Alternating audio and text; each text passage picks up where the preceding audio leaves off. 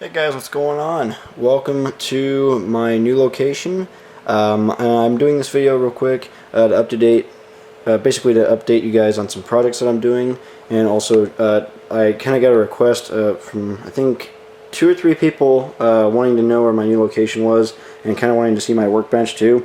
So I figured I'd go ahead and just cover some things here and just do something differently. I'm just going to try to cover all this real quick. Just so we can kind of get back to the modeling projects themselves. But pretty much this is my new location. This is the bedroom to the new house that I'm living at, and it's pretty nice. The only thing is it's unfinished right now, so this is pretty much the only finished room in the house. This one and my brother's room, and then that's about it, other than the bathroom. But just a little bit more work to be done here still, so probably a couple more months till it's actually finished. But it's pretty nice so far. It's a little more confined though, and it's obviously kind of interesting because unlike at my last location where I was at my parents' house, I had a separate room for my bedroom, and I had my instruments and then my workbench itself in separate rooms. So it's kind of a new thing here. So my workbench right now is literally my bedroom. So that's really the only major difference compared to my last workbench. But other than that, at this point, I've pretty much gotten all my models, all my modeling equipment transferred over here. And you can see I got several closets worth of stuff. This is just some of the model boxes. That's all projects that I'm doing for customers.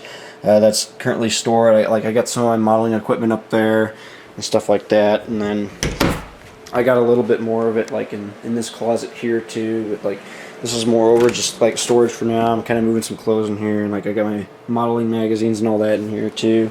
And of course, I got my beautiful looking red wine sound percussion kit with all my custom cymbals and all that. So good to have all that here. But I know you guys want to see the model bench, so I'm going to go ahead and cover you guys on what I got here. It's definitely a little bit nicer than the last bench, because if you recall, the last workbench I had was literally just an old desk with a piece of plywood on top of it, so it wasn't much for a workbench. But this is an actual genuine workbench slash kind of a desk, a computer desk at the same time. I have my computer on the ground right now though, so I don't think it'll mind too much. But like I said, pretty much about the same like last time. I got all my paint supplies, all my weathering powders are in here. I got all my various clear coats, dull coats, all kinds of lacquer sprays. I got my styrene stuff in there. And then this is my toolbox where I keep all of my modeling supplies, all my detail parts. Like, for example, this is all detail parts in here. The unpacked stuff, like leftovers from projects, like scrap snowplows, horn stuff I can reuse. I got my scrap box, fuel tank supplies, and then this is the drawer where I keep all of my detail parts and stuff like that. And then I got my other storage drawer too, where I keep all my couplers, stuff like that. And then all throughout, I got these really, really nice storage cabinets where I keep my models. And all of these, every one of these cabinets, I think except this one here, has models in it. Now, a lot of the models that I'm going to show you in this update video are ones that I've done. They'll probably be filling up this empty drawer here, but you just really got to be careful opening these because they're pretty sensitive. I kind of had to stuff my models in here temporarily until I can get some black foam to put down on these inside these drawers. That way the rolling stock doesn't flop around. Like you can see, that just literally rolls around, moves around. I don't want that necessarily. I want these to stay put so that they're not sliding around. They're not buffing into each other either, rubbing all my work off, all that weathering and stuff off of them. So I'll obviously get some more foam, and once I get the time, cut some strips out, lay it in these desks. I'll take all these models out, obviously, and then put them back in over that foam, and that'll eliminate the problem of them sliding around. But for now, I kind of, like I said, just had to stuff them in here since I had to get them out of the way to be able to work on some other things. But all these drawers have all my stuff in them. Got all my nice tank cars in here, for example. I got all those in there in that drawer. And then this one I think has all my trash cars, all my gondolas, my trash flats themselves. All that's in there in this drawer. And then I think this is the empty one. You can see I got a few of my sulfur cars in here.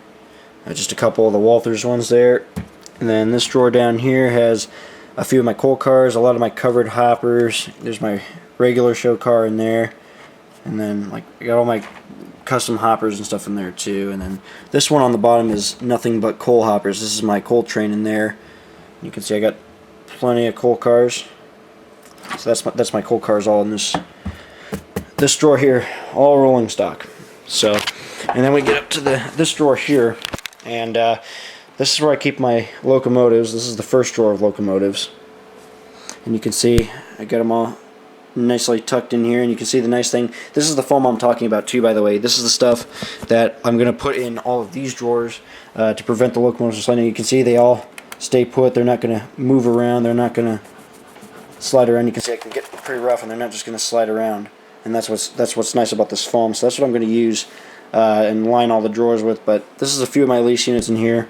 And I'll go ahead and actually show you guys this one. This is a CEFX Bluebird I actually picked up at a train show here recently. I got that for like $100. It's from the new Athearn, the new Athearn run anyways. So I got to do some work to that, but I'll show that later. So that's the first drawer of locomotives, and then I got the rest of my locomotives in this drawer. So I got pretty much all my UP units, and then some of my leased equipment in there too. And then, like, this is my modeling drawer, so obviously I keep all my supplies. You can see it's pretty sloppy. Again, I had to kind of throw all this in here real quick when I was in the process of moving, so I'll kind of organize this out a little bit so I can have some more of my, like, weathering equipment, all my tapes and stuff can be in another drawer. But, like, because I got all these down here, these are all empty, as you can see, so I can use these for further storage and car storage and whatnot. So we'll just, one little bit at a time, I'll just go in through each one of these drawers, put the foam in, do that kind of stuff. So, but like I said, this is pretty much my new workbench. This is my new location for now, guys. Like I said, pretty much on the road to progress here, and I like the lighting here. You can see I got a nice lamp for some really good work lighting. So hopefully I can make some good how-to videos and further update videos of some of my projects that I'm working on here as we get to it. But that pretty much gets us up to date, like I said, so hopefully that answers some questions for you guys and lets you know what I'll be working here. But for now, let's go ahead and get into some projects here, because I know it's what you guys want to see, and I'll go ahead and show you guys some of the stuff that I'm working on here. Like I said, I got a really good accumulation of custom models that I got, and I'll go ahead and actually do these in order that I got them. The first couple cars that I got were on eBay, and all three of these cars here are Exactrail gondolas, and these are some of the newer Trinity Gons, as you can see. Really nice cars by Exactrail. And these are hazardous waste Gons. These are for MHFX. I forget the exact reporting marks. Basically what I did with these was I weathered them from photos, which there are a few photos online of each one of these cars, so that was very helpful in weathering each one of them to based off the real prototypes. So what I did to them was I added the safety stripes, I weathered them like I said, and then I added the placards. As you can see, you got the hazmat placards for the hazmat, or the contaminated soil, and then I got my custom contaminated soil loads with the tarps on them, made from grocery bags, and that's literally just a foam core insert, cut to size per the car, wrapped in a trash bag, which is taped in place so it's not going to go anywhere, and then I wrap the thread around them so that they don't, it basically secures the tarp down just like the real thing. And I did this for each one of these cars, from this one, and this one. And there's just some subtle variations in the weathering per car, but each one of them looks really nice. But it's just a really nice addition to have nice, highly detailed models like these, and then to weather them like this, it just really makes them look really nice. You can see there's the ends on these guys. They all look good though. I'm really happy I got these. I didn't even know Exactrail made this particular road, but when I got them, or when I found these on eBay, I knew I had to get them, so I ended up getting these for a really good price too, which was even better. But these are my three hazmat gondolas. These will be joining my manifest hauling the hazmat soil. So, like I said, look pretty cool. Really happy with these. I think they all came out really cool. Oops. I'll go ahead and move these up here just real quick. Now, I got a couple tank cars I'll show you guys here real quick. I kind of get some of the more simplified projects out of the way. This is another UTLX LPG tank car I just recently completed. This one is UTLX 951166, and this is another former Triple Flags car that's been patched, as you can see. What I did with this one was I added the safety stripes, gave it a nice dull finish, and then of course did all the weathering on it. So you can see you got all the nice kick-up spray on the ends, as always. Pretty much typical practice for all my LPG cars. renumbered it, like I said, did all the patchwork to it, did all the weathering. It's at the top there too, you can see it all looks really good. Got the vinyl stencil covers on there as well. Got a replacement wheel on this truck. That looks really nice. It's a nice detail touch. And then on this side, you can see, again, got a little patching. You got a little custom graffiti there. Mostly some rust streaking at the top there from all the grime from the high traffic area of the railings at the top there is really where the majority of the grime is going to accumulate from, at the top there. But overall, a really nice car. And I think I have one more of these UTLX cars coming, and then I have a CGTX LPG car coming as well, all late model, just like this one. And actually, the new LPG car that will be coming in the mail here, which I'll show in another video later on, is the same number as this one used to be. And I'll have to obviously renumber that one and do all the jazz to it too. So I'll show you guys those once they come and I get those worked on in my free time. So this is my LPG car though. This will be going into service here pretty soon. And some other tank cars I got here. I got these two at a train show. These are some TILX Trinity sulfur cars, and you can see that I got car number 135721 and car 135659.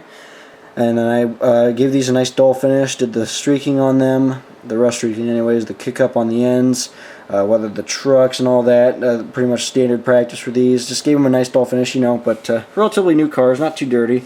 Just wanted to keep them relatively simple, but I did add the safety stripes to them and did all that. This one has the sulfur spillage at the top that you can see. That looks pretty good. But here's the end of this one. You can see it's more over a kind of a splatter, not so much a spray or a streak just yet. Since like I said, these are relatively newer cars. So I did also add to the new couplers to these too, the double shelf couplers that these are required to have. I added those obviously as well. There's the side of this one. And then on this one, here's the side of that one too.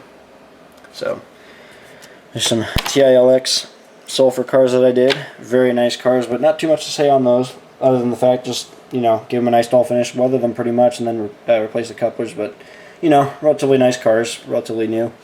Very nice though. This is one I recently got here. This is another TILX car, but this is one of the older banded cars where they have the yellow bands, and this one is a little more heavily weathered. This is TILX 135342, and with this one, obviously did the custom graffiti, not the graffiti, excuse me, but I added the safety stripes, did the full car weathering, gave it a nice dusty grime coat to it, as you can see. Added the hazmat placards to it, and just really gave it a nice heavy weathering. You can see the nice rust streaking at the top. And as a prototype photos, I added a new safety feature on the top here, this dome here in the back, the one that's painted black. I added that, and then added the anti-skid panel to the top, this black paint coating to the top that's helps prevent like slippage or anyone from slipping at the top of the roof of the tank car there around the hatch. So I added that as well. But a nice old sulfur car, so obviously gave it a nice good griming up, got the kick up on the ends there. I added the new couplers to this one too. All the Walthers cars have to have the double shelf couplers, so I always change those out as standard practice. But you can see, pretty nice looking car. Really like it. Another nice sulfur car I'll be adding to my fleet here.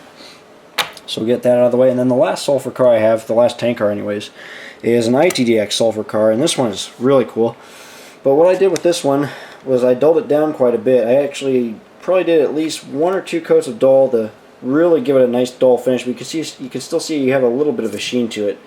And then added the safety stripes to it, and then I did the pretty heavy sulfur spillage at the top there. You can see it's kind of a splatter like you see on some of these. Sometimes with the sulfur cars it's kind of a streak where it's literally one band of sulfur spilling down the side with a little bit of splatter around it. And then other times it's literally nothing but splatter, like on this particular car. So you can see I tried to model that, and that came out really good. And go ahead and show you guys the ends there. And then this side. So it looks pretty cool. You can see just the heavy sulfur spillage alone. It just looks really cool, and like you see that a lot with these sulfur cars. Like I said, some of these have this really heavy spillage at the tops of the hatches. Others are pretty clean, like these happen to be. And then, you know, so it's molten sulfur cars are always really fun to do because they're always different. No two are alike, like I said. So always fun to do these cars. But just about done kind of collecting these cars for now. Maybe I'll get some more of these TLX cars, and if I do, I'll have to renumber them since, you know, Walthers only makes 2 numbers per set of these. So that's something I'll have to do later. But those are the sulfur cars I've done for now. Like I said, those will be joining my roster and earning some mileage. But that's the first set of cars. Like I said, I wanted to show you guys, and we'll go ahead and move on to some other cars in part 2 of this video. So stay tuned.